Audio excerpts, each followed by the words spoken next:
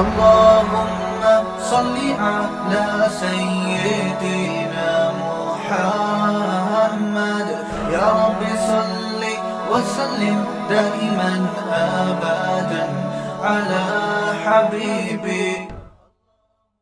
کہہ رہے ایک شوگر کا پیشنٹ تھا, اس کو ہم نے منع کیا کہ نہیں چینی کھانا, تو ایک کوئی صاحب آئے, انہوں نے اس کے سامنے شربت کا گلاس رکھا, بہت خطرناک پیشنٹ تھا, وہ بہت اصرار کیا, وہ نمازی بھائی تھے, بہت اصرار کیا بھائی یہ پی لو یہ پی لو, وہ کہہ رہے نہیں نہیں نہیں مجھے شوگر ہے. جب انہوں نے زیادہ اصرار کیا نا اور کہا اللہ نے چاہا کچھ نہیں ہوگا انشاءاللہ, اللہ نے چاہا تو کچھ نہیں ہوگا. دیکھو صحابہ کرام کا اللہ پہ توکل تھا, انہوں نے دریا میں گھوڑے دوڑا دیے, انہوں نے, یہ بہت اہم واقعہ ہے, اس کو بڑا سبق ملے گا اس سے انشاءاللہ آپ کو, خاص طور پہ دینداروں کے لیے سمجھنے کی چیز ہے.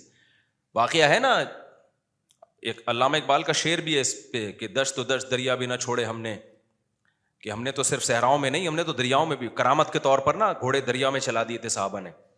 تو ان صاحب نے کہا, داڑھی بھی تھی نمازی بھی, انہوں نے کہا دیکھو صحابہ نے اللہ پہ توکل تھا, دریا میں گھوڑے چلا دیے انہوں نے.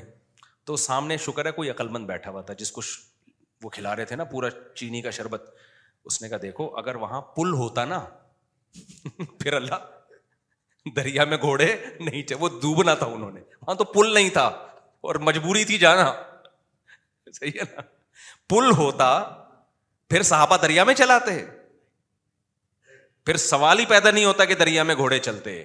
اللہ کہتا ہے پل ہے تو جاؤ نا, یا پل بنانے کا ٹائم ہوتا تو بھی نہیں. یہ جو قسطنطنیہ میں سلطان محمد فاتح نے قسطنطنیہ اور یہ جو آج کا استنبول ہے جب یہ فتح کیا تھا, تو اس نے کوئی دریا میں تھوڑی گھوڑے چلا دیے تھے. ان کا یہ جو استنبول کا جو قلعہ ہے نا آج جو 4000 سال جس کی پرانی تاریخ ہے, میں نے وہاں جا کے ولاگ بھی بنایا ہے, یہ ترکی کا جو مشہور قلعہ ہے, یہ تو عیسائیوں کے ہاتھ میں تھا, بہت مضبوط عیسائیوں کی اسٹیٹ تھی, اور نبی صلی اللہ علیہ وسلم نے خوشخبری سنائی تھی کہ نعم الجیش جیش یغزو القسطنطینیہ, فرمایا سب سے بہترین لشکر, کیا ہی خوب لشکر ہے جو قسطنطینیہ فتح کرے گا. آپ مکہ میں اور ترکی کی فتوحات کی خوشخبریاں دے رہے ہیں. ہمارے نبی کا یہ ویژن دیکھو, ایک پیغمبر جو نہ لکھنا جانتے ہیں نہ پڑھنا جانتے ہیں, لیکن کتنے کانفیڈنٹلی وہ کہہ رہے ہیں کہ کیا خوب لشکر ہوگا جو قسطنطینیہ کو فتح کرے گا, اور خوشخبری دی, جنت کی بشارت دی. اسی وجہ سے مسلمان فاتحین شروع سے لگے ہوئے تھے اس میں, لیکن نہیں ہو پا رہا تھا. تو سلطان محمد فاتح نے کیا کیا, وہ بھی فوجیں لا کے بٹھا دیں, لیکن اتنا مضبوط قلعہ ہے وہ جا ہی نہیں پا رہے بھائی. تو مشورہ ہوا, اب انہوں نے یہ نہیں کیا کہ جی ایک طرف سے سمندر ہے, وہاں بھی سمندر کٹا ہوا ہے نا, آپ میپ میں دیکھ سکتے ہیں, تو سمندر میں ہم کیا کرتے ہیں, بسم اللہ اللہ پڑھ کے سمندر بھی نکل جاتے ہیں, بڑھ جانا, ڈوب جانا تھا انہوں نے, اور کیا. تو اللہ کہتا ہے پہلے اپنے سارے اسباب اور وسائل تو استعمال کرو, پھر میری مدد آئے گی. تو سلطان محمد فاتح نے مشورہ لیا, بھائی کیا کریں یار, یہ تو ناممکن ہے, پیچھے پورا یورپ تھا نا, وہاں سے بھی تو مدد آ رہی تھی ان کی, تو ناممکن تھا اسباب کی دنیا میں بھی. 600 سال ہو گئے, علاقہ ہی نہیں فتح ہو کے دے رہا, اب تو کچھ کرنا پڑے گا کہ نہیں کرنا پڑے گا, اب تو کچھ کرنا ہے بھائی. تو ماہرین بیٹھے, انہوں نے مشورہ دیا, استخارہ نہیں نکالا, خوب سمجھ لو کہ استخارہ نکال کے دیکھتے ہیں فتح ہوگا تو ٹھیک ہے, نہیں تو واپس چلو. دیکھو وہ اسباب بھی اختیار کرتے تھے اور اللہ سے دعائیں بھی. سلطان محمد فاتح کے لشکر میں ہمیشہ کوئی نہ کوئی اللہ والے بزرگ اس وقت کے ہوتے تھے, ان کو صرف دعاؤں کے لیے لے کے جاتا تھا. وہ دیکھتا تھا نا ایک بزرگ ہیں, وہ لڑ نہیں سکتے, بوڑھے ہیں, کوئی بات نہیں حضرت آپ ہماری صف میں ہوں گے, ذکر کریں گے اور اللہ سے دعائیں, کیونکہ اللہ تقوی اور ذکر پر مدد کرتا ہے. تو ایسے سیکولر نہیں تھے کہ ہم اپنی توپوں پہ اعتماد کر لیں خالی, نہ نہ نہ, ہمیں اللہ والے بزرگ بھی چاہیے. تو ایک نہ ایک بزرگ اس کی صف میں ہوا کرتے تھے جن کا کام ہے اللہ سے دعائیں مانگنا. خود بھی مانگتا تھا, لیکن بھائی وہ اپنے آپ کو سمجھتا تھا ہم اس لیول کے نیک نہیں ہیں, تو ایسے ایک بزرگ ہوں گے, ان کی برکت ہوگی, اللہ ہمیں فتح دے گا. اور دوسرا اسباب بھی دبا کے استعمال کیے انہوں نے. سلطان محمد فاتح نے جب دیکھا نا یہ اتنا بڑا قلعہ اور اتنی چوڑی دیوار, میں نے وہ ولاگ پہ آپ دیکھ لیں, اس پہ اتنی چوڑی دیوار ہے بھائی, اس پہ تو پوری بیل گاڑیاں چلتی تھیں دیوار کے اوپر, امپاسبل, ناممکن اس کو فتح کرنا. تو سلطان محمد فاتح نے بزرگ بھی رکھے اپنے پاس, اللہ اللہ بھی ہو, ذکر بھی ہو, اور پھر اپنے انجینئرز کو آرڈر دیا, دنیا کی سب سے بڑی توپ بنائی اس وقت اس قلعے کو فتح کرنے کے لیے, جس کو دیکھ کے آدمی, وہ توپ میں دیکھ کر آیا ہوں اس کا ڈیزائن, یا شاید وہی توپ رکھی ہوئی مجھے یاد نہیں ہے. اتنی بڑی توپ بنائی ہے نا, اس سے جو لوہے کا گولا نکلے گا تو دیوار میں کچھ ہلائے گا تھوڑا سا, وہ دیوار کچھ ایسے جب 1200 1000 2000 گولے نکلیں گے تو شاید دیوار میں کچھ دراڑ آ جائے. اتنی اسٹرگل کی اس نے, اور اتنے لوگ. ہم نے تو ترکی میں نا انہوں نے وہ بنایا ہوا ہے ایک آڈیٹوریم میں نا, وہاں پر ایک جیسے نہیں سیارہ گاہ ہمارے یہاں آپ کو ملتی ہے ادھر پلانیٹوریم, دیکھا ہوگا آپ نے, تو ایسے ہی انہوں نے وہ پوری تاریخ دکھاتے ہیں ویڈیو کی شکل میں. بڑا مزہ آتا ہے وہ دیکھنے میں, بڑا جوش پیدا ہوتا ہے یار, کیا خون خرابہ, اور ادھر سے گولے, پورا وہ منظر انہوں نے تاریخ کی کتابوں سے نکال کے اس کو فلمایا ہے. لیکن ایسے نہیں کہ پروجیکٹر پہ, بلکہ آپ جائیں گے نا تو آپ کو ایسا لگے گا آپ وہاں 3D میں آپ سمجھ لیں, آپ کو لگے گا آپ وہاں پہنچ چکے ہیں. وہ ایسا چیخیں نکلتی ہیں یار وہ منظر دیکھ کے, ایسے تھوڑی پیڑے کھائے ہیں مسلمانوں نے یار, پوری دنیا پہ حکومتیں کی ہیں, آج بیٹھے ہیں وزیر اعظم بن نہیں رہا. صحیح ہے نا. بہت محنتیں کی ہیں مسلمانوں کا ماضی بڑا خدا کی قسم شاندار تھا. میں بار بار کہتا ہوں نا, ایک گورے کی ویڈیو بھی میرے موبائل میں پڑی ہوئی ہے, وہ لندن میں یا امریکہ میں بھول گیا, یونیورسٹی میں وہ گورا لیکچر دے رہا ہے, ابھی میرے موبائل میں ویڈیو پڑی ہوئی ہے. وہ گورا لیکچر دے رہا ہے, گورا کہہ رہا ہے تو وہ کالا, لیکن گورا اس سینس میں کہہ رہا ہوں کہ امریکن ہے, اس سینس میں کہہ رہا ہوں, یا تو میرا خیال ہے امریکن ہے, یو کے کا نہیں ہے, وہ ان کا جو لب و لہجہ ہے نا وہ امریکن لب و لہجہ. وہ یونیورسٹی میں لوگوں کو بتا رہا ہے کہ ونس اپون اے ٹائم, ایک ٹائم تھا کہ آپ کو مسلم سائنٹسٹ کے علاوہ دنیا میں کوئی سائنسدان نظر ہی نہیں آتا تھا. ہر فیلڈ میں کون سا سائنٹسٹ تھا؟ مسلمان. اور وہ کہہ رہا ہے کہ فلکیات کے علم میں مسلمانوں نے اتنی ترقی کی تھی. پھر بغداد کی یونیورسٹی کا نام لے رہا ہے وہ, بغداد میں جو ہماری خلافت تھی. تو وہ کہہ رہے ہیں کہ آج بھی جتنے ستاروں کے نام ہیں نا انگلش میں, سارے عربی سے آئے ہیں. سارے کہاں سے آئے ہیں؟ یہ عربی سے آئے ہیں. مسلمان یہ کام بہت پہلے کر چکے تھے. بڑا شاندار ماضی تھا ہمارا, لیکن ایسا ختم ہوا, ایسا لگتا ہے ہم ہمیشہ سے ہی اسی طرح ہیں, ہمیشہ سے ہی ہم سے وزیر اعظم بن ہی نہیں پایا کبھی. تو ایسا نہیں ہے, ماضی ہمارا اور زیادہ پرانا ماضی نہیں ہے, 150-200 سال سے زیادہ پیچھے کی بات نہیں ہے. یہ چند غلطیاں ہوئی ہیں جس کی سزا ہم بھگت رہے ہیں. اس میں مذہبی لوگوں سے بھی ہوئی ہیں, حکمرانوں سے بھی ہوئی ہیں, دونوں طبقوں سے ہوئی ہیں. کسی ایک طبقے کو آپ ذمہ دار نہیں ٹھہرا سکتے. تو اس میں ایک بہت بڑی غلطی یہ ہوئی ہے کہ مذہب کو سائنس سے کیا کر دیا؟ الگ کر دیا. یہ بہت بڑی مسٹیک ہوئی ہے. جبکہ ہمیں داؤد علیہ السلام, سلیمان علیہ السلام کے واقعات میں کیا ملتا ہے؟ اللہ نے سلیمان علیہ السلام کو جب دنیا کا حکمران بنایا ہے تو اللہ نے اسباب اور وسائل بھی دیے تھے ان کو. وہ اسباب کیا تھے؟ لوہا ان کے ہاتھ میں پگھلا دیا اللہ تعالیٰ نے. داؤد علیہ السلام کو حکم دیا زرہیں بناؤ, زرہیں. اللہ کہہ دیتا کہ اے داؤد تو زمین پر حکومت کرے گا, لڑائی کرے گا, زرہیں بنانے کی ضرورت نہیں ہے. آیت الکرسی پڑھ کے ہر مجاہد پہ پھونک لگائی, دم کیا, دشمن کی تلوار چلے گی نہیں. یہی چل رہا ہے نا آج کل. داماد انسان کا بچہ نہیں بن رہا, آیت الکرسی پڑھ کے پھونکو اور اس کو جو ہے وہ تعویذ کرا دو تو ٹھیک ہو جائے گا. پوری 10-10 سال دامادوں کے ٹھیک کرنے میں بیٹیوں کی زندگیاں تباہ کر دیں. قرآن کیا کہتا ہے؟ ان خفتم اللہ یقیما حدود اللہ, حدود اللہ پہ قائم نہیں رہ سکتے بھائی, خلا لینے کی کوشش کرو اس پاگل سے. 2-3 موقع دے دیے ٹھیک ہونے کے, ہو گیا ٹھیک ہے, نہیں تو اگر برائی اس قابل ہے کہ برداشت کے قابل ہے تو برداشت کرو. بلا وجہ گھر نہیں توڑنا چاہیے, بالکل برداشت کے قابل نہیں ہے, جان چھڑاؤ بھائی اس آدمی سے. نہ میں نہ جانتا ہوں نا ایسے لوگوں کو, 30 سال ہو گئے کہ نہیں جی اللہ کے ہاتھ میں دل ہیں, اللہ جب چاہے گا میرے داماد کا دل چینج کر دے گا. اس امید پہ 30 سال گزار دیے اور بیٹی پاگل ہو گئی. میں نے کہا 30 سال کے بعد آپ آ رہے ہو کہ خلا لینا ہے؟ کہہ رہے ہیں بھائی وہ اللہ کے ہاتھ میں دل ہے. تو میں نے کہا اللہ کے ہاتھ میں ہے, لیکن اللہ نے کہا کہ میں گھماؤں گا. ہم کب کہہ رہے ہیں کہ اللہ کے ہاتھ میں نہیں ہے؟ اگر ہمیں پتا ہوتا کہ اگلے سال اللہ آپ کے داماد کو ٹھیک کر دیتا, میں کہتا چلو 1 سال اور انتظار کر لو. اللہ کے ہاتھ میں ہے, لیکن گھمائے گا کہ نہیں گھمائے گا یہ اللہ نے نہیں بتایا. بلکہ اللہ نے جو بتایا ہے انک لا تہدی من احببت, آپ اس کو ہدایت نہیں دے سکتے جس سے آپ محبت کرتے ہو. یہ تو حضرت ابو طالب کے بارے میں نازل ہوئی ہے کہ نبی کے چچا ایمان نہیں لائے تو نبی غمزدہ تھے. اللہ نے فرمایا کہ آپ جس سے محبت ہے ہدایت نہیں ملے گی, اس کو ملے گی جس کو اللہ چاہے گا. اور چاہے گا کس کو؟ جو خود چاہے گا. یہ بھی قرآن کہتا ہے جو خود چاہے گا اسی کو ملے گی, جو خود نہیں چاہے گا تو بھائی چاہے نبی کا چچا بھی ہو نہیں ملے گی. تو میں نے کہا بھائی نبی کے چچا کو نہیں ملی ہدایت, آپ کے داماد آپ کے نبی سے بھی آگے ہو. تو ہم تو گراؤنڈ ریئلٹی کو دیکھ کر فیصلہ کریں گے. 1 سال بہت ہوتا ہے کسی کو تجربے میں. اب انسان کا بچہ نہیں بن رہا, نہ نان نفقہ دے رہا ہے, وہ بے تحاشا مارتا پیٹتا ہے, ٹارچر ذہنی کر کے اس کو بیچاری کی زندگی بیڑا غرق ہو گیا اس. میں نے کہا خود ہی مر جائے گا, تھوڑے دنوں میں خلا کے تکلف کی ضرورت کیا ہے؟ طلاق لینے کی کیا ضرورت ہے اس سے؟ اسلام جو ہے نا وہ دقیانوسی نہیں سکھاتا میرے بھائی. مسلمانوں نے ایسے ہی نہیں دنیا پہ حکومتیں کر لی ہیں. داؤد علیہ السلام کو اللہ نے, داؤد علیہ السلام, قرآن کہتا ہے نا پوری دنیا پہ داؤد علیہ السلام نے, پوری دنیا نہ بھی ہو, دنیا کے ایک بہت بڑے حصے پر جو حکومت کی ہے, تو قرآن کیا بتاتا ہے کیسے کی حکومت, کیسے کی حکومت, پھونکے لگا لگا کے کی. قرآن ان کی عبادت کا بھی تذکرہ کرتا ہے, دن میں روزہ رکھتے تھے, راتوں کو تہجد پڑھتے تھے, اس کا بھی تذکرہ کرتا ہے, یہ بھی ضروری ہے. ورنہ ایک سیکولر فوج میں, مجاہدین میں اور ایک مذہبی لوگوں میں کوئی فرق نہیں رہے گا. اللہ کہتے ہیں جب تم اللہ کی راہ میں لڑو گے کثرت سے اللہ کا ذکر کرو, کیونکہ تم لڑ رہے ہو اللہ کی مدد پہ, تو اللہ کو یاد بھی تو رکھو نا, لیکن ساتھ ساتھ اسباب اور وسائل بھی خاندانی طریقے سے استعمال کرنے ہیں.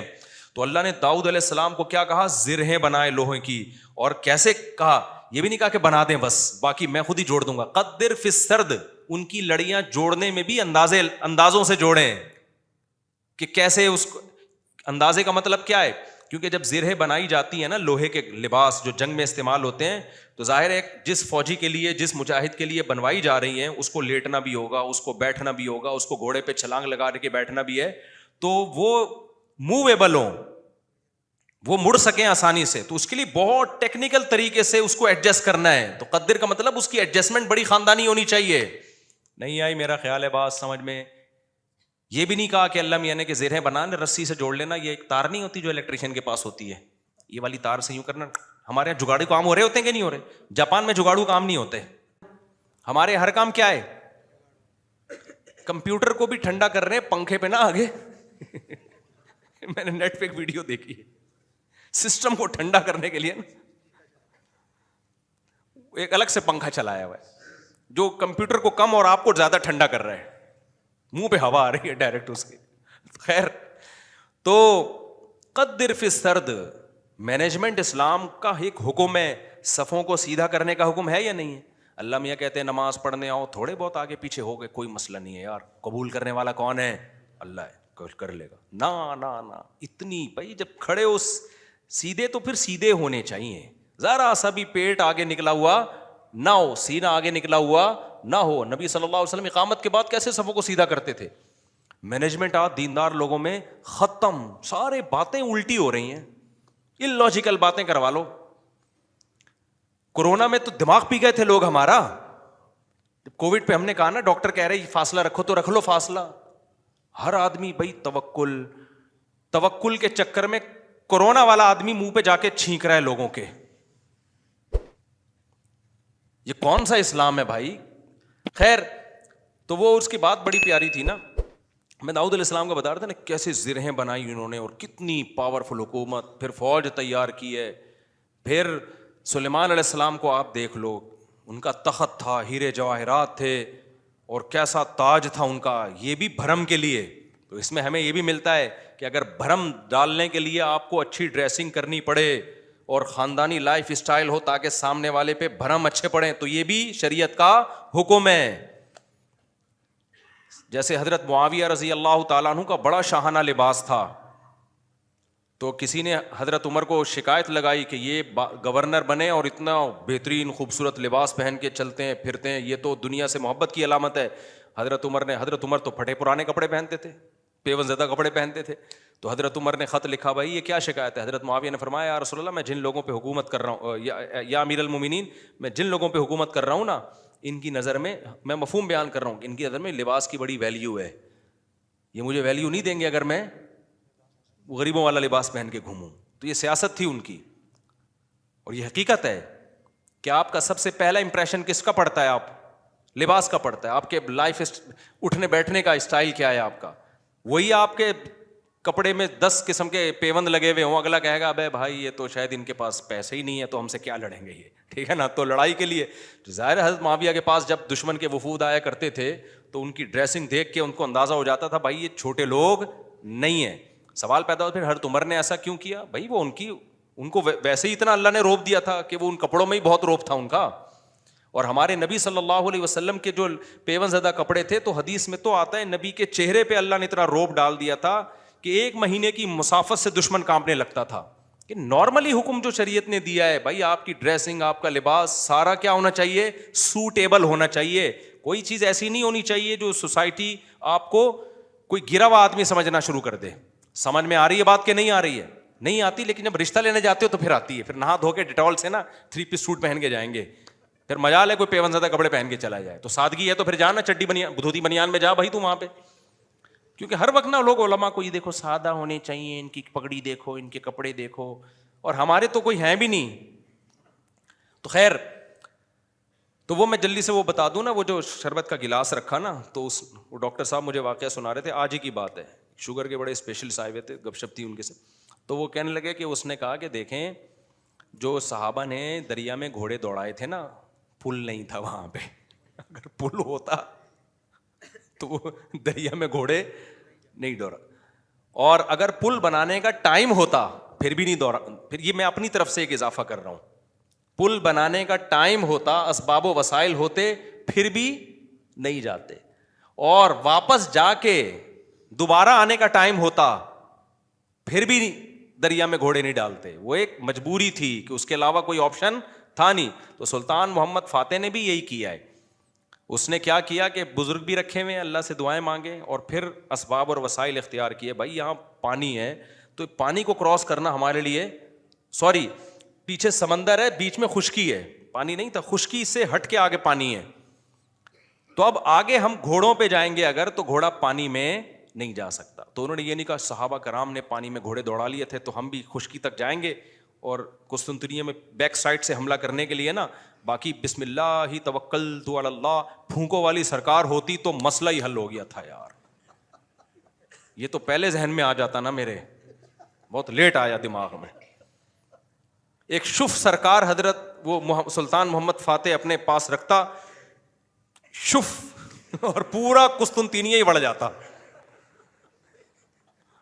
پورا. ابھی جو الیکشن میں ہوا ہے نا, آپ کو پتا ہے نا, جو ووٹنگ ہو رہی تھی, فلاں جیت رہا ہے, میم بنائی پاکستانیوں نے, اوپر جا رہا ہے اوپر جا رہا ہے, شف ایک دم وہ نیچے ہوا, بڑی ٹائٹ میم بنائی ہے کہ الیکشن میں یہی ہوا ہے.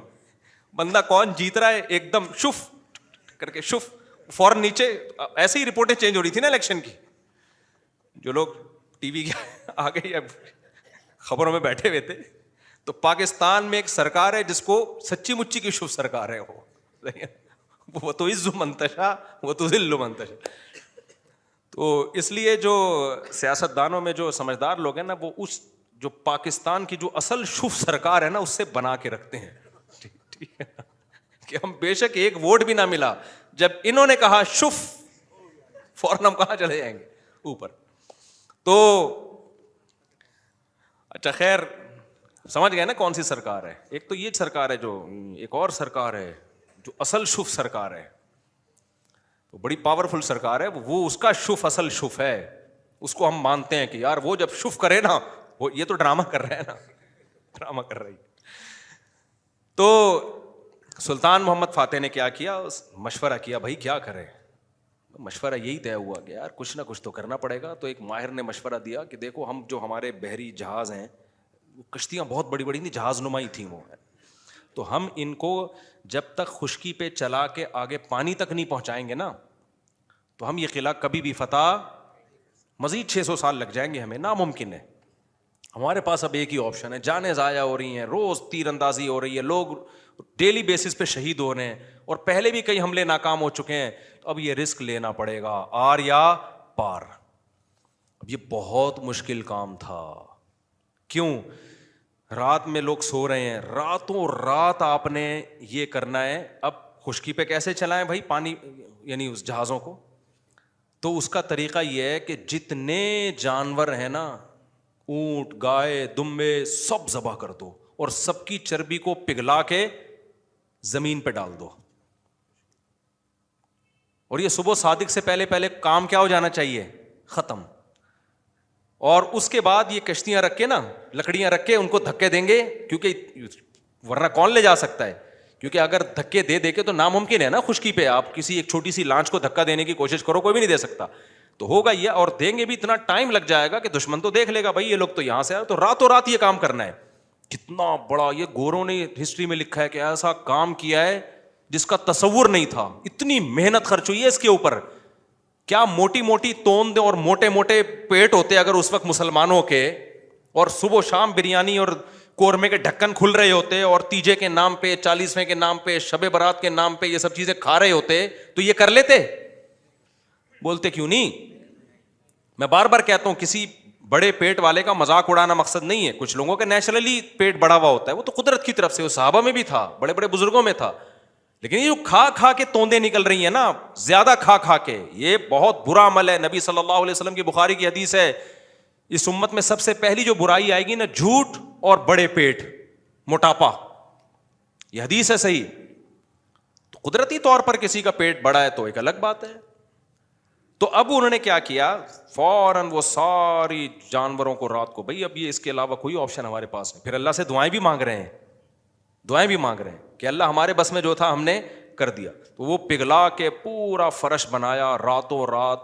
جو عیسائیوں کی اسٹیٹ تھی ان کے تصور بھی نہیں تھا کہ یار کوئی کسی کا دماغ یہاں بھی جا سکتا ہے, کسی کا دماغ یہاں بھی جا. کتنی محنت کی ہوگی انہوں نے اس وقت. کاش ویڈیو کیمرے ہوتے نا, وہ فلما لیتے یہ ساری چیزیں. پھر وہ راتوں رات کشتیاں لے جا کے نا اس پہ سب کو پار کیا, پانی میں اتار دیا. صبح صادق سے پہلے وہ بہت بڑی فوج مجاہدین کی وہ پیچھے سمندری جہازوں پہ سوار ہو چکی تھی. صبح صادق سے پہلے یہ کام ہو چکا تھا. اور پھر بیک سائڈ سے نا پانی پہ اترے وہ لوگ, اور پھر انہوں نے حملہ کیا. وہ عیسائیوں کو تو انہوں نے تو آگے دیکھ رہے ہیں نا, وہ ان کو کیا پتا پیچھے سے بھی کوئی حملہ کر سکتا ہے. ادھر سے انہوں نے تیر اندازی کی ہے, ادھر سے پیچھے سے حملہ کیا. وہ تو حیران ہو گئے, یار یہ بندے آئے کہاں سے ہیں یہ لوگ, بیچ میں تو خشکی ہے, اس میں تو جہاز آ ہی نہیں سکتا. یہ اسٹرگل اور یہ محنت کرنی پڑتی ہے بھائی, پھر قومیں بنتی ہیں. وہ زوں سے نہیں بن جاتی خالی قومیں, سمجھ رہے ہو. ابھی چھوڑو یہ, پھر یہ زوں کاٹ دینا یار, ایک میم ہے, پھر وہ اچھا نہیں ہے. تو وہ ہے نا, میں جاپان گیا, زوں, وہ دیکھا ہے آپ لوگ؟ ابے نہیں, آپ لوگ میمز نہیں دیکھتے آپ لوگ, مجھے لگتا ہے. خیر, ابھی ہمارے سابق وزیر اعظم کا بیان آیا تھا کہ میں جاپان گیا, زوں آواز آئی. پھر میں جاپان گیا, زوں آواز آئی. تو ایسے بنتی ہیں قومیں, زوں. اس پہ لوگوں نے بڑی میمز, یہ کٹ کر دینا, وہ ورنہ پھونکو, جو ہماری سرکار جو اصل پھونک والی ہے وہ مسئلہ. اچھا خیر, تو خیر, تو یہ ہے اسباب. اب موسیٰ علیہ السلام جب آگے دریا کے آگے آ کے کھڑے ہوئے ہیں, تو اگر وہاں پل ہوتا تو پھر لاٹھی کو حکم ہوتا کہ سمندر پہ ماریں اور وہ 12 چشمے اس سے 12 راستے بن جائیں, پھر ہوتا. اللہ میں کہتے ہیں پل سے جاؤ بھائی. یا واپسی کا آپشن بھی اگر ہوتا نا کہ بھائی فرعون پیچھے سے آ رہا ہے, آگے راستہ نہیں ہے, تو یہ والا راستہ یہاں سے, تو بھی یہ نہ ہوتا, یہ والے راستے سے جائیں. جب تک اسباب اختیار کرنا ممکن ہوتا ہے, اللہ کی آسمانوں سے مدد نازل نہیں ہوتی. اللہ کہتے ہیں پہلے پورے اسباب تم نے اختیار کرنے ہیں, اس کے بعد پھر میں جہاں تم ختم ہوگا وہاں سے میں شروع ہوں گا. ہم لوگ کچھ کرنے سے پہلے ہی ڈائریکٹ کہاں استخاروں پہ چلے جاتے ہیں, ڈائریکٹ. تو اس میں ایک بات خوب یہ بھی اچھی طرح سمجھ لو کہ آج کل نا ایک تو لوگوں میں توکل ویسے ہی نہیں ہے, اللہ پہ اعتماد نہیں ہے, اور پیسوں کے پیچھے بھاگتے رہتے ہیں. لیکن کچھ لوگوں میں غیر ضروری توکل بھی آ جاتا ہے. علماء نے لکھا ہے اگر آپ کو اللہ نے مالی وسائل دیے, میں نے بہت لوگ دیکھے ہیں جاب گئی اور روڈ پہ آ گئے, ایک دم برباد ہو گئے. وہ کاروبار کروڑوں کا بزنس چل رہا تھا, کوئی نقصان ہوا. ابھی کچھ دن پہلے ایک بندہ ملا, کروڑوں روپے میں کھیل رہا تھا, پولٹری فارم کا اس کا بزنس تھا پشاور میں. تو کہہ رہا ہے یار کوئی بیماری آئی, ساری مرغیاں مر گئیں اور میں دیوالیہ نکل گیا, میرا ڈپریشن میں چلا گیا. میں نے کہا میرے بھائی ایسا کام کیا کیوں آپ نے, کیا آپ کو پتہ نہیں ہے مرغیاں میں بیماریاں آتی ہیں؟ کہہ رہے آتی ہیں لیکن میں تو ویکسین ہوں. میں نے کہا کیا آپ نے تحقیق نہیں کی کہ ویکسینیشن کے بعد بھی بعض دفعہ ساری مرغیاں مر جاتی ہیں؟ تو کچھ تو آپ کو رکھنا چاہیے تھا نا. اس لیے علماء نے بیان کیا ہے بھائی کوئی بھی بزنس کر رہے ہو, کوئی بھی جاب کر رہے ہو, کم سے کم 1 سال کا جو ہے نا نان نفقہ سنبھال کے رکھو کہ اگر میں جاب لیس ہو گیا تو 1 سال میں اتنا کما لوں, 1 سال کا میں اتنے اپنے پاس ریزرو رکھوں کہ کم سے کم 1 سال میں اپنی بیوی بچوں کو کھلا سکوں, اور اس دوران میں کوئی دوسرا کاروبار کر سکوں, کوئی دوسری جاب تلاش کر سکوں. ہاں اس سے بہت زیادہ 10-10 سال کی 20-20 سال کی پلاننگ پھر یہ توکل کے خلاف ہے. لیکن 1 سال 2 سال 1.5 سال کچھ تو کرے نا آدمی. نہیں جی جس اللہ نے آج کھلایا کل بھی کھلائے گا. تو اگر اللہ نے اس طرح سے وعدہ کیا ہوتا تو پھر لوگ روڈوں پہ کیوں بیٹھے ہوئے ہوتے, جھونپڑوں میں کیوں سو رہے ہوتے, فوراً ایک آیت پڑھ لیتے ہیں وما من دابۃ الا علی اللہ رزقها، ہر کا اللہ نے روزی دینے کا وعدہ کیا، اللہ نے وعدہ کیا ہے، لیکن آپ پورے اسباب اور وسائل اختیار کرو گے. ہاں ہوس نہ کرو جیسے جمع کر کر کے لوگ پاگل ہوئے ہوئے ہیں، یہ غلط ہے. لیکن ایسا توکل جائز نہیں ہے کہ آپ جو ہے وہ جو اللہ نے اسباب اور وسائل رکھے ہیں اس سے بھی کو بھی آپ اگنور کرنا شروع کر دو. حالات کا کچھ پتہ نہیں ہوتا. مولانا تھانوی رحمہ اللہ تعالیٰ تو بہت توکل والے تھے لیکن اس میں بہت حساس تھے. وہ کہ جب زبان سے جو منہ سے نوالا چھنتا ہے نا ایمان بھی جاتا ہے آج کل لوگوں کا. ایک روایت ہے، اگرچہ روایت ضعیف ہے لیکن وہ قاد الفقر ان یکون کفرا او کما قال صلی اللہ علیہ وسلم، فرمایا فقر و فاقہ بعض دفعہ کفر تک پہنچا دیتا ہے. عورتیں اپنی عزتیں بیچنے پہ آ جاتی ہیں فقر و فاقہ کی وجہ سے. تو ایسا توکل نہیں کیا جائے. تو اتنا کم از کم اپنے پاس ہو کہ بھائی کل آپ اگر خدا نخواستہ بے روزگار ہو جاتے ہیں، اور یہ کہ آپ نے مرغیوں کا پولٹری فارم کھولا ہوا ہے اور فرض کر کے بیٹھے ہوئے ہیں کہ چونکہ میں نے اللہ سے تہجد میں دعا مانگی ہے اب ان پہ کوئی بیماری نہیں آئے گی. بھائی دعا بھی مانگو بیماریوں سے. میرا تو پورا دیکھو نا ابھی 35 مرغیاں مر گئیں میری. ایک بیماری آئی تو ایک دم جنازے اڑو. چھوٹی سی میری غلطی تھی لیکن وہ 2.5 سال سے مری نہیں تھی، اب مری ہیں تو ٹک ٹک ٹک کچھ بچ گئی ہیں الحمدللہ، ساری نہیں مری ہیں کیونکہ وہ ہمارے گھر ہی کے چوزے تھے جو بڑے ہو گئے. تو ایک غلطی ہوئی تھی مجھ سے، اب انشاءاللہ آئندہ وہ غلطی نہیں کروں گا. لیکن تجربہ تو بڑھ گیا نا، نقصان تو ہو گیا نا. تو اللہ پہ اعتماد اور توکل اس کا ایک مطلب ہے جو شریعت نے بتایا ہے. تو وہ شوگر کے پیشنٹ نے بڑی اچھی بات کی. اس نے کہا حضرت جو گھوڑے دوڑائے تھے نا صحابہ کرام نے، وہ پل نہیں تھا وہاں پہ، اس وجہ سے مجبوراً دوڑا لیے تھے. تو اللہ میاں نے مجھے کھانے کی اتنی چیزیں دی ہیں کہ میں بھوک سے مر نہیں رہا ہوں. اگر مر رہا ہوتا تو جان بچانا فرض تھی، پھر میں یہ شربت کا گلاس اللہ پہ توکل کر کے پی لیتا کہ فی الحال تو جان بچاؤ، پھر دیکھیں گے شوگر کہاں جا رہی ہے کہاں نہیں جا رہی، یا اور چیزیں جو ہے وہ میرے لیے دنیا میں ختم ہو گئی ہیں، یا شوگر سے میں نے مرنے کا ارادہ ہی کر لیا ہے، خودکشی کا ارادہ ہی کر لیا ہے تو پی لوں گا. تو کبھی بھی اس طرح کے یہ بے موقع توکل ہوتا ہے. ایک اور ہمارے دوست تھے ان کو بھی شوگر، وہ بھی اسی طرح کہہ رہے یار بندہ کھاتا ہوا بس جو جو جو ٹینشن لیتا ہے نا وہ مر جاتا ہے. تو یہ سب فضول قسم کی باتیں ہوتی ہے. اللہ نے مسلمان جو ترقی نہیں کر رہا نا اس میں ان باتوں کا بہت بڑا دخل ہے. جب یہ اپر لیول پہ ہوتی ہیں تو پھر اپر لیول پہ نقصان ہوتا ہے. انفرادی زندگی میں اس طرح کی باتیں ہوتی ہیں تو انفرادی زندگی میں نقصان ہوتا ہے. سمجھتے ہو کہ نہیں سمجھتے ہو؟ اب جلدی سے میں بات کو سمیٹ کے ختم کروں جو بیان میں لے کے چلا تھا. تو اللہ نے کیا فرمایا؟ تدعو من ادبر وتولى. تو اللہ کے حکم کی جو آرڈر ہے نا، اللہ کا جو آرڈر ہے اس کی ویلیو اس لیے بھی ہے کہ وہ صاحب کمال اور صاحب قدرت ہے. اس کی ویلیو اس لیے بھی ہے کہ جتنا وہ ہمارا قریب ہے اتنا ریلیشن ہمارا کسی اور سے نہیں ہے. دیکھو ماں باپ سب سے زیادہ قریب ہوتے ہیں تو ہمیں ماں باپ دینے والا کون ہے؟ اللہ ہے. اللہ کہتے ہیں هو اعلم بكم اذ انتم اجنة في بطون امهاتكم.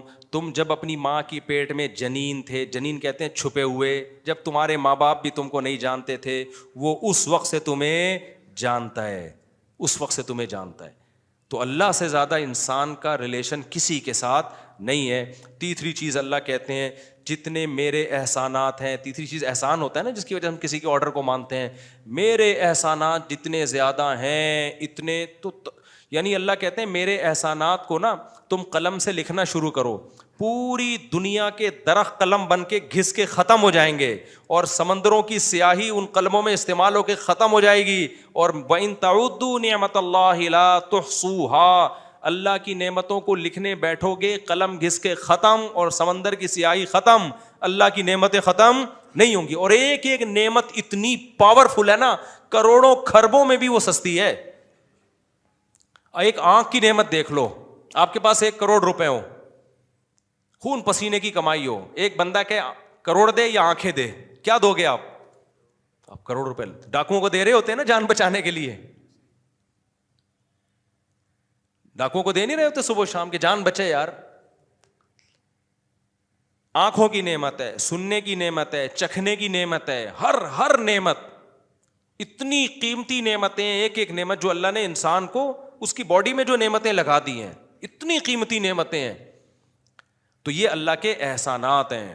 اللہ کہتے ہیں اس کا سوچتے رہو گے یہ احسانات کبھی ختم نہیں ہوں گے. حضرت ڈاکٹر عبدالحی صاحب رحمہ اللہ تعالیٰ کا معمول تھا، وہ کہتے ہیں میں رات کو سونے سے پہلے نا، کیونکہ لوگوں کی عادت ہوتی ہے نا کہ یہ بھی میرے ساتھ غلط ہوا, یہ بھی میرے ساتھ غلط ہوا, یہ مسئلے میرے ساتھ, یہ مسئلے. بعض لوگ ہمیشہ منہ ان کا بیچاروں کا آڑا ترچھا ہی رہتا ہے, مہنگائی ہو گئی, یہ وزیر اعظم ہی نہیں بن رہا, اور ابے یہ تو تمہارے مسئلے ہیں ہی نہیں, یہ کیوں لے رہے ہو ٹینشن یار, یہ ہمارا کام تھوڑی ہے, وہ ٹینشنیں لو جو تمہاری ہیں. تو یہ بھی نہیں ہو رہا, یہ بھی نہیں ہو رہا, صبح و شام. تو حضرت مولانا شفیق تھانوی رحمہ اللہ کو کسی بزرگ نے انہوں نے خط لکھا کہ حضرت یہ بھی میرے ساتھ مسئلہ ہے, یہ بھی مسئلہ ہے, یہ بھی مسئلہ ہے. تو حضرت حکیم الامہ چونکہ مصلح تھے نا, پیر و مرشد, پہلے پیر و مرشد ایسے ہوتے تھے, انہوں نے پورے خط کے آخر میں ایک جواب لکھا کہ افسوس کے شکر کا جملہ ایک بھی نہیں لکھا, سارے مسئلے ہی بتائے ہیں. تو سمجھ گیا کہ بھائی تربیت نہیں ہو رہی ہے, تربیت ہو گئی ہوتی تو کیا بتا رہے ہوتے, حضرت یہ بھی ٹھیک, وہ بھی ٹھیک, یہ بھی ٹھیک, ٹھیک ہے نا. تو خیر وہ تو پھر تربیت ہوئی ان کی الحمدللہ, بڑے بزرگ بنے وہ. تو وہ فرماتے تھے کہ میں جب رات کو سونے سے پہلے میں کیا کرتا ہوں, دیکھتا ہوں, یہ نہیں دیکھتا کہ کیا کیا غلط ہے, یہ دیکھتا ہوں کیا کیا ٹھیک ہے. تو میں دیکھتا ہوں الحمدللہ گھر والے صحت مند ہیں, بچے میرے ماشاءاللہ سارے زندہ ہیں اور صحت مند ہیں, کوئی چھوٹی موٹی بیماری ہے لیکن خطرناک نہیں ہے. اللہ کا شکر ہے کل گھر کا راشن کل کا کم از کم ہے, ناشتے کا بھی, دوپہر کھانے کا بھی, رات کھانے کا بھی. اللہ کا شکر سونے کی جگہ بھی ہے. بہت سے لوگوں کے پاس رات کو سر چھپانے کی جگہ نہیں ہے, بہت سے لوگوں کو ایسی خطرناک بیماریاں لگی ہوئی ہیں, بڑے بڑے 1000 گز کے بنگلوں میں ایئر کنڈیشن روم میں سو رہے ہیں, کینسر ہے خطرناک, کوئی ٹی بی ہوئی ہوئی ہے, کوئی ایسی ڈینجرس بیماری ہوئی ہوئی ہے, ہم ان سے کروڑا گنا اچھے ہیں. تو ہر چیز میں نا اللہ کا شکر, اللہ کا شکر, یہ نعمت, یہ نعمت, یہ نعمت. اس سے کیا ہوتا ہے, دل میں اللہ کی محبت پیدا ہوتی. پانی مل رہا ہے, کھانا مل رہا ہے, کتنی نعمتیں. اور سب سے بڑی نعمت ایمان, ہم اس اللہ کو پہچانتے بھی ہیں جس نے ہمیں پیدا کیا. تو اس طرح سے نا سوچنا چاہیے ہمیں بھی. جب پانی بھی پیو نا, حدیث میں آتا ہے اللہ بندے سے خوش ہو جاتا ہے جب وہ الحمدللہ کہتا ہے آخر میں, کافر نہیں کہتا. آپ کسی سیکولر, آج کو مسلمانوں میں بھی کافروں جیسے بہت ہو گئے ہیں, آپ بولو نا الحمدللہ بولو تو غصہ کرے گا آپ کے اوپر. کسی مولویوں کے پاس سے لگ رہا ہے بیٹھ کے آ رہا ہے, مولویوں کے پاس سے بیٹھ کے آ رہا ہے, بھائی سبحان اللہ الحمدللہ مولویوں کی باتیں. بھائی مولویوں کی تھوڑی ہے یار, یہ جس نے تمہیں دیا ہے آسمان سے برساتا ہے تمہارے لیے. پھر کہتا ہے, اللہ کہتا ہے کہ فسلکہ ینابیع فی الارض, زمین کے سوتوں میں داخل کرتا ہوں. ارأیتم ان اصبح ماؤکم غورا, بتاؤ یہ پانی اور نیچے چلا جائے تو کون ہے جو نکال کے لائے گا. پانی ایک سطح تک نیچے جاتا ہے, پیٹرول والی سطح پہ نہیں پہنچتا پانی. اللہ نے ایک نظام بنایا ہوا ہے, بھائی یہاں تک جائے گا, اس سے زیادہ نیچے, ورنہ کون سی چیز ہے جس کو نیچے جانے سے روک رہی ہے, اور نیچے چلا جاتا. پھر پیٹرول والی کمپنیوں کو آرڈر دیتے کہ نکالیں پانی. ایک ایک نعمت, یہ پانی پیا کرو, سوچا کرو بھائی یہ کہاں سے آ رہا ہے. فلٹر کا پانی بھی تو کہیں نہ کہیں سے آ رہا ہوتا ہے نا جو ہم پی رہے ہوتے ہیں. تو ایک ایک نعمت, تو ہر نعمت پہ انسان کو سوچنا چاہیے. پھر فوراً دل سے آواز نکلنی چاہیے, اللہ تو نے اتنے احسانات کیے, تو اے اللہ اب میں تیری نافرمانی نہیں کر سکتا. ایک احسان یہ کر لے کہ اپنی نافرمانی سے بچا لے, کیونکہ اب اللہ کے حکم کو توڑنا چھوٹا جرم نہیں ہے. اسی کو یہ جو میں نے آیت پڑھی ہے, تدعو من ادبر وتولی, جو ایسا رب, میں نے بتایا تھا نا ریلیشن, محبت اور قوت. بعض دفعہ ریلیشن نہیں ہوتا, صرف محبت ہوتی ہے, بعض دفعہ صرف قوت ہوتی ہے. اللہ میں تینوں چیزیں جمع ہیں, اور علی وجہ الکمال جمع ہیں تینوں چیزیں. محبت بھی ہے, ریلیشن بھی, اور طاقت بھی, ایک ہی ذات میں. اور ایسی طاقت جو کسی میں نہیں, ایسا ریلیشن جو کسی میں نہیں, ایسے احسانات جو کسی میں نہیں. تو پھر بھائی اللہ جب کسی بات کا آرڈر دے گا نا, وہ کہہ رہا ہے نماز پڑھو, تو پھر آپ کو پڑھنی پڑے گی. وہ کہہ رہا ہے زنا کے قریب مت جاؤ, تو اب آپ کو قریب جانے کی اجازت نہیں ہے. وہ کہے گا بوڑھے ماں باپ کے سامنے اف نہ کرو, تو اف کرنے کی اجازت نہیں ہے. وہ اگر کہہ رہا ہے کہ سود مت کھاؤ, تو کھانے کی اجازت نہیں ہے. وہ اگر کہہ رہا ہے کہ نظر کی حفاظت کرو, تو حفاظت کرنی پڑے گی. سمجھتے ہو کہ نہیں سمجھتے؟ تو سب سے پہلے تو نماز ہے, وہی انسان وہی سیدھی نہیں ہو رہی, آج وہی سیدھی نہیں ہو رہی. تو یہ سارے کام کرنے پڑیں گے, یہ آپشنل نہیں ہے, اور یہ چھوٹا جرم نہیں ہے. اسی کو اللہ نے کہا تدعو, یہ اس کو بلائے گی جو اللہ کے حکام سے منہ موڑے گا. تو اس لیے اللہ کا دعویٰ برحق ہے. عقل مند لوگ اس دعوے کو مان لیتے ہیں اور اللہ کے حکم کو پورا کرنا شروع کر دیتے ہیں. کہیں کوتاہی ہو تو اللہ کہتے ہیں میں غفور رحیم ہوں, توبہ کرو. ایسا نہیں ہو کہ بس ذرا سی غلطی ہوئی پکڑ کے جہنم میں پھینک دوں گا, نہ, توبہ کا موقع دیتا ہوں, توبہ کرو. تو اور کیا رہ گیا بھائی, اب کیوں نہیں شریعت پہ چلے انسان ہے بھائی؟ جب وہ کہہ رہے کہ آنے کی کوشش کرو, سیدھے راستے پر آؤ, غلطی ہو رہی ہے معافی مانگو. اور اللہ کو معاف کرنا کیا ہے, پسند ہے. معاف کرنا بھی اس کو اچھا لگتا ہے کہ چلو غلطی ہوئی ہے تو بھاگو تو نہیں نا مجھ سے, صحیح ہے نا. غلطی ہو گئی ہے, آدم علیہ السلام سے ہو گئی تھی, توبہ کی نا, روئے اللہ کے سامنے, تو تم سے ہو جائے تم بھی رو دو. رونا نہیں آتا, رونا اختیار میں نہیں ہے, سوائے ابھی میں نام لینے والا تھا کہ وہ بعض ایکٹر ایسے ہیں جب چاہیں رو لیتے ہیں بیٹھ کے, ہیں مذہبی لیکن ایکٹر ٹائپ کے ہیں وہ. خیر, تو اللہ کہتے ہیں رونا نہیں آتا نا, رونے جیسی صورت بنا لو تو بھی کیا کر لوں گا. تو اب کیا رہ گیا بھائی, کہاں اسلام اب مشکل کہاں سے رہ گیا. تو رونا آ جائے ٹھیک ہے, نہیں آیا اللہ کہہ رہے رونے والی شکل بنا لو جیسے رو رہے ہو, بس کافی ہے, یہ بھی مان لوں گا. پھر بھی اگر کوئی ڈھیٹ کا بچہ نہیں آ رہا نا تو پھر قرآن کہتا ہے انلزمکموها وانتم لها کارہون, تم جہنم میں چھلانگ لگانا چاہتے ہو, میں زبردستی گھسیٹ لوں, ایسا ممکن نہیں ہے. پھر جہنم خالی ہو جائے گی. اللہ نے جہنم بنائی ہے خالی رکھنے کے لیے نہیں بلکہ بھرنے کے لیے. اللہ ہم سب کو جہنم کی آگ سے محفوظ رکھے. تو سنتوں کے بعد انشاءاللہ ابھی نماز ہوگی, سنتوں کے بعد سوال جواب کا سیشن ہوگا.